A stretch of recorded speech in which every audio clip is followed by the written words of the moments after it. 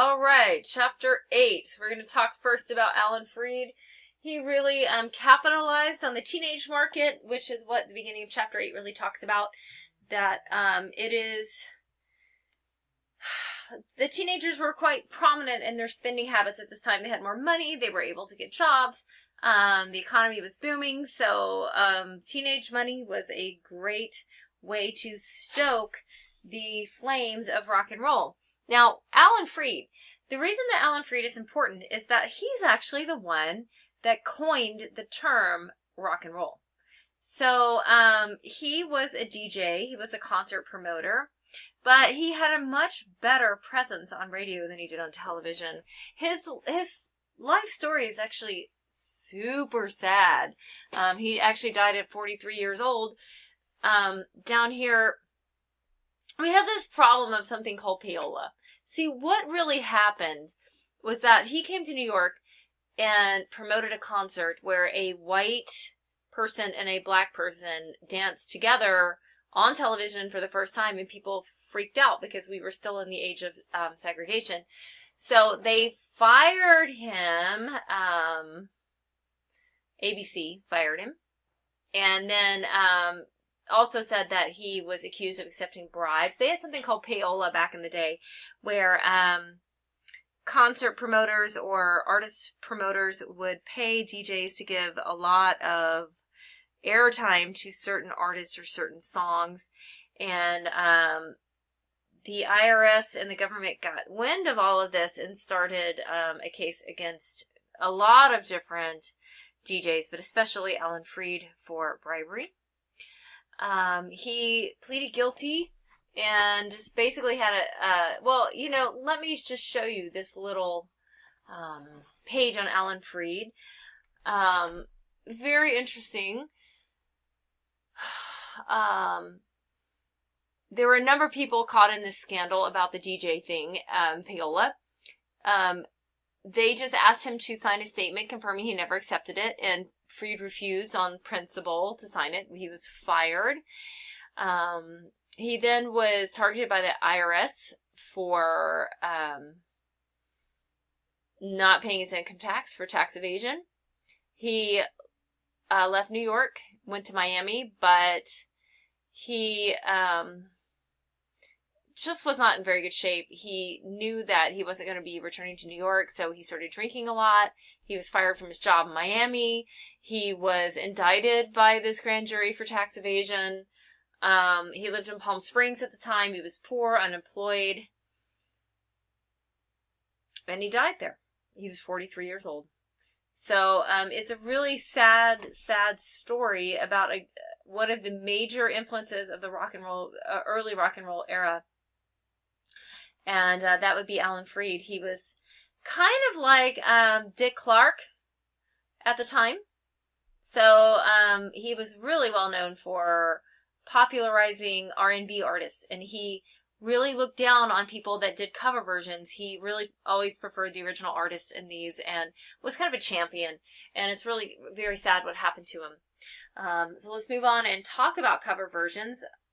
There's something we need to address first, and that is actually a court case called the Little Bird Told Me decision. And I've got Wikipedia up back here, which is not my favorite source, but they explain it very well here. That basically Supreme Records sued Decca because they said, look, dude, guys, you stole our version of the song.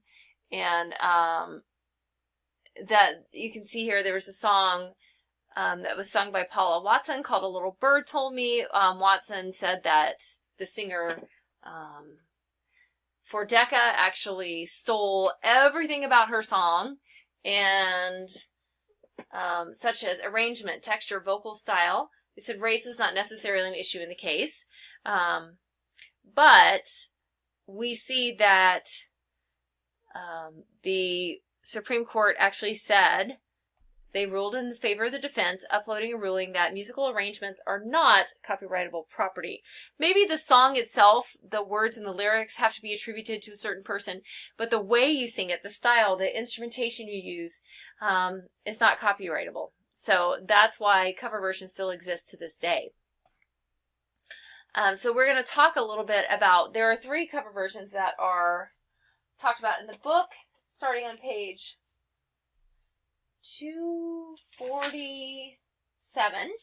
But I'm going to talk about only one grouping of them, and that would be the chords versus the crew cuts. The chords is the black version of the song. They were the original singers of this song called Shaboom, and we're going to go through kind of some of the differences between these 2 artists. So let's start out with the chords. Life could be a dream, life could be a dream. Do, do, do, shaboom. Life could be a dream. If I could take you up in paradise up above. If you would tell me I'm the only one that you love. Life could be a dream. Sweetheart, hello, hello again. Shaboom, and open my media boom. Ding dong, ding dong, shalang, lang, lang. Oh, oh, oh, dip. A dip, a dip, oh, life could be a dream. If only all my precious plans would come true. If you would let me spend my whole life loving you, life would be a dream, sweetheart. Every time I look at you, something is alright. If you do what I want you to, baby, we'd be so high. So in this case, we've got this group that has kind of a vocal harmony style, a little bit of a doo-wop in there, and I've noticed how the song seems to be kind of linear. It has a flow to it that we're not going to quite see with the crew cuts. So I like the flow to this music. His voice really seems to kind of move through the music very easily and very well. Let's listen to a little bit more of it before we compare the crew cuts. Oh, life could be a dream. Shaboom, if I could take you up in paradise up above. Shaboom, you tell me, darling, I'm the only one that you love. Life could be a dream. Sweetheart, hello, hello again. Shaboom, and boom, boom, boom, boom, boom, boom. Ding-a-ling-a-ling-a, shaling-a-ling-a-ling-a-ling-a-ling-a. Oh, life could be a dream. Life could be a dream, sweetheart. And the sax solo. With a little bit of scat singing back there. Vocals.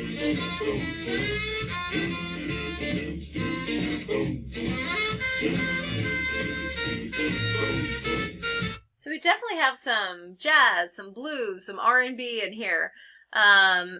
So let's go on then and listen to the second group, the crew cuts, and talk about some of the differences that we hear.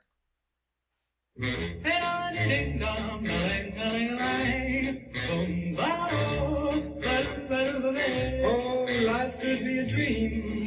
If I could take you up in paradise up above. If you would tell me I'm the only one that you love. Life could be a dream, sweetheart. Hello, hello again. Shaboom, and hope we'll meet again. Oh, life could be a dream. If only all my precious plans would come true. If you would let me spend my whole life loving you. Life could be a dream, sweetheart. Now every time I look at you, something is on my mind. If you do what I want you to, baby, we'd be so fine. Oh, life could be a dream. If I could take you up in paradise up above. If you would tell me I'm the only one that you love. Life could be a dream, sweetheart. Shaboom, shaboom. So we hear, this is a much more kind of up and down sound. There's not as much vocal harmony. We do hear, of course, they are all singing together, but not quite as much as you did in the first version. And there's also just not quite the same groove with these guys. It seems more Tin Pan Alley than R&B. But let's listen, because I want to get to the point where we have this kind of goofy little kettle drum thing. It's going to be coming up here pretty soon, but it's distinctly different in the sax solo that happens kind of at the same time in the chord version.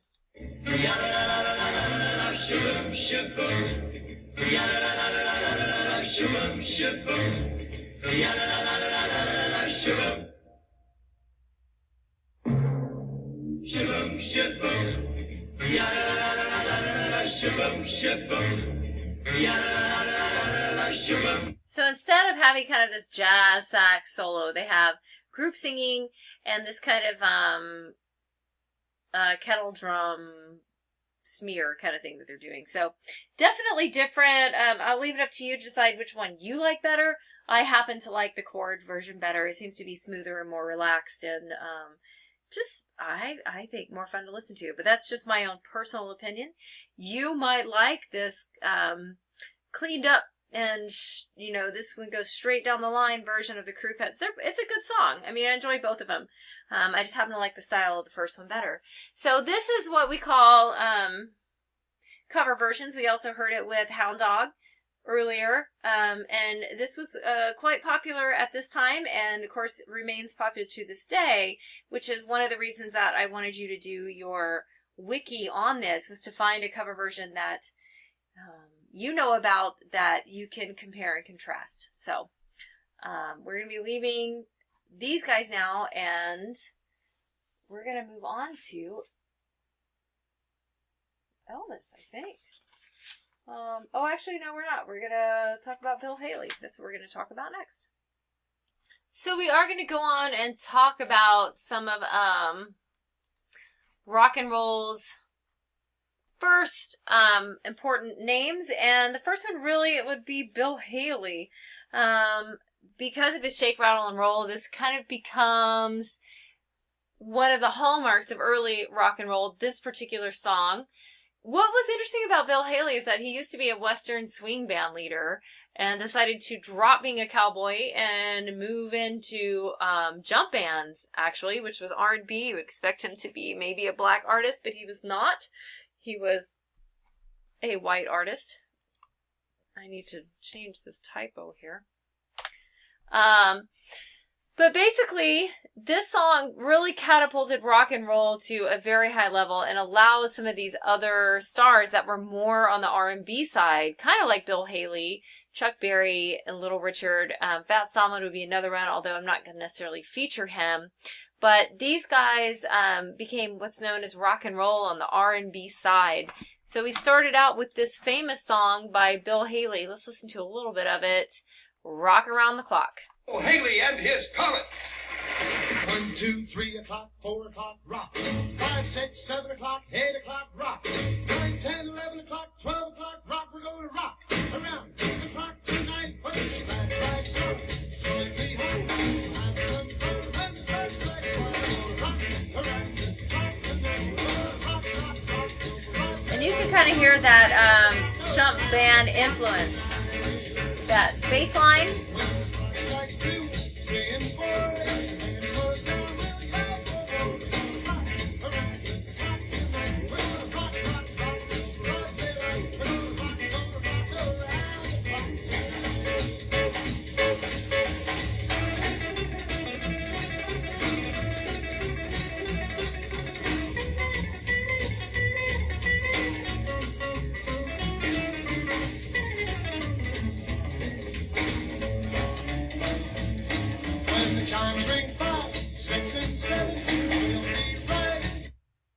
So that would be Rock Around the Clock, which is kind of the first big mega hit. And then quickly, let's talk a little bit. Actually, let's do Little Richard, and we'll come back to Chuck Berry. Little Richard had a completely different style. He's more gospel-oriented. And what I love about Little Richard, he's got a lot of nonsense syllables going on in there. He's got some scat singing, and he never sits down at the piano, which I totally love. So here's a little bit of Little Richard.